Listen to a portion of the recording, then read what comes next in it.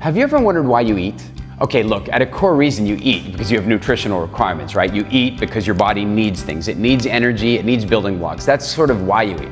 But have you ever really wondered why you eat, what you eat? That's a fascinating conversation, because once you begin to understand why you make your food decisions the way you do, you begin to take a step toward food freedom. And by food freedom, what I mean is eating what you want, when you want, as much as you want, in a functional and healthy way. We have determined, having helped thousands of people in over 20 countries around the world change their relationship with food, that there are 6 primary hungers that drive the eating decision. And when you begin to understand what those 6 hungers are, when they come up, you know what to do about them. And sometimes eating isn't the thing to do about them. I'll give you a perfect example. Thirst. Thirst is one of the 6 hungers. That may sound a little bit odd to you, but bear with me. The reason that thirst is one of the 6 hungers is that for the vast majority of our ancestors' history, they didn't have pottery and they didn't have sports bottles to walk around with. So that meant that they weren't able to carry water. And so a lot of the water, a lot of the hydration that our ancestors got came from the food they ate. They ate a huge amount of water-based foods. And so here's the challenge. What that created is a communication system within the human body that says that when you begin to start to feel a little dehydrated, the body knows that one of the best sources for water is water-based foods. So it sends a message that says, I'm hungry, eat something. But what it's really saying is, go get me some hydration. The challenge is that it's lost in translation. And so now what happens is, you go, all right, I'm hungry, eat something, and maybe what do you go eat? Maybe a bag of chips. How much water is there in that? Not so much. And so your body's like, dude, did you not hear the message? We need some water, go and eat something. And so maybe you eat the next thing, and then you eat the next thing. And so thirst, when you begin to recognize that it shows up as hunger, is incredibly powerful, because all you really need to do is to stay hydrated. And by hydrated, what I mean is drinking water. You know, drinking coffee and Coke and that kind of stuff is not going to keep you hydrated. It means drinking water. And when you handle that one hunger, about 1/6 of your motivation to eat will go away. A huge number of the food decisions that people make are about emotions, to change the way they feel. Look, I want you to really think about something. Do you have some foods that if you're feeling really down, that you really want to go to those foods? Or do you have some foods that when you're really up and you want to celebrate, that you want to go to those foods? How did that happen? How did that get created? How did those linkages happen? I want to tell you, it was like a Pavlovian's dog response. And ultimately what happened is that you were having peak emotional states, up or down, and then you were given those foods during those times, and now you've linked them up. And so sometimes when you're feeling a little low, maybe a little lonely, a little on your own, wouldn't chocolate help? But when you begin to recognize that pattern, you can start to notice that there are certain emotions that if you deal with those emotions functionally, you won't need to deal with them through food. Another one is variety. Variety is a very important need from a human perspective, because our ancestors would often be faced with the situation where one type of food was in regular abundance, but in order to get all of their nutritional needs met, they would kind of need to get bored of that one food and be driven to go get another one. A great example would be if there's a lot of plant-based foods around and they're just lying around, well, you'd just eat them. Why would you risk your life and go hunting when all this food is lying around? Unless, of course, a powerful drive came in for variety, for something different. The challenge is that drive, which once served our species so very well, is now in overwhelm, because we can have variety not even on a daily basis, but on a meal-by-meal basis. And not even on a meal-by-meal basis, we can have variety in one meal.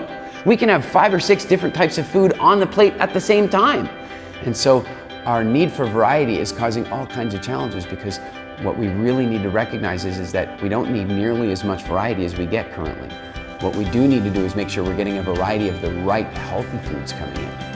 And then, have you ever had that feeling, 2 o'clock, 3 o'clock, 4 o'clock in the afternoon, where you start to flag a little, you get a little tired, maybe you're yawning a bit, your eyes feel a bit heavy? Well, guess what's going on? Low blood sugar.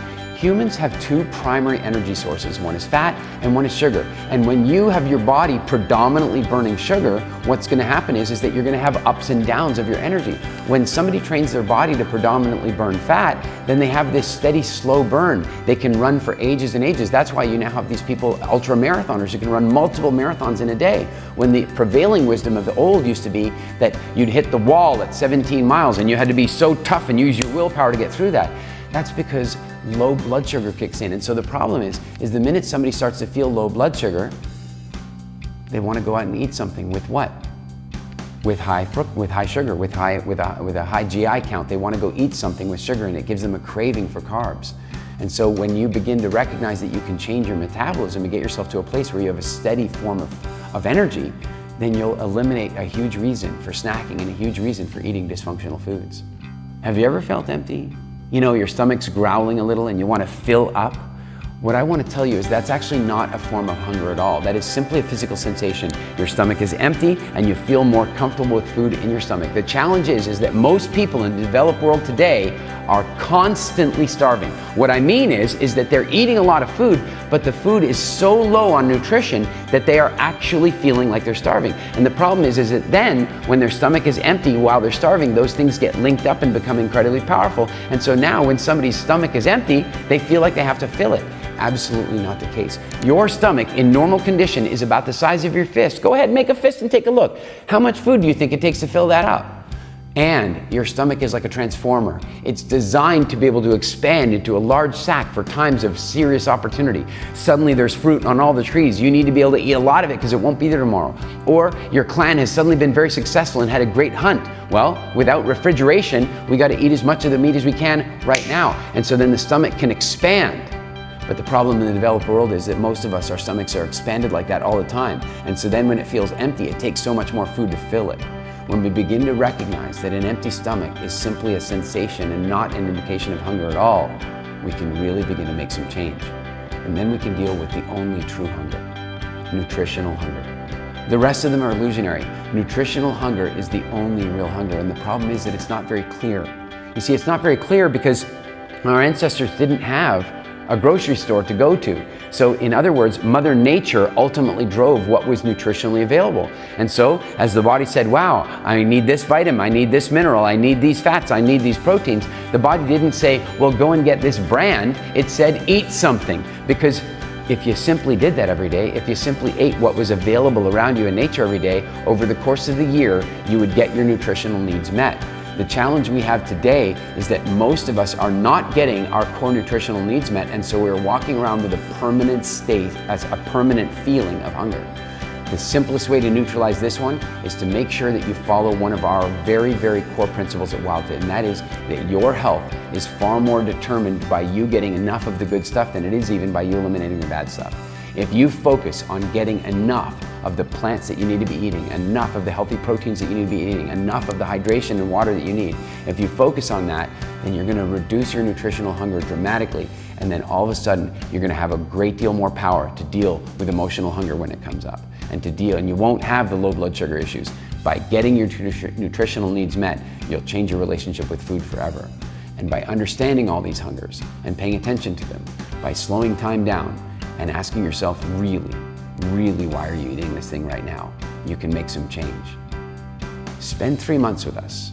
If you spend 3 months with us, we'll take you through a process where we'll incrementally change your nutritional relationship, your relationship with food, and your psychology over a steady period of time, so that over time your relationship will be changed permanently. This is not a situation where you're going to go on a program and get short-term results and then boomerang back.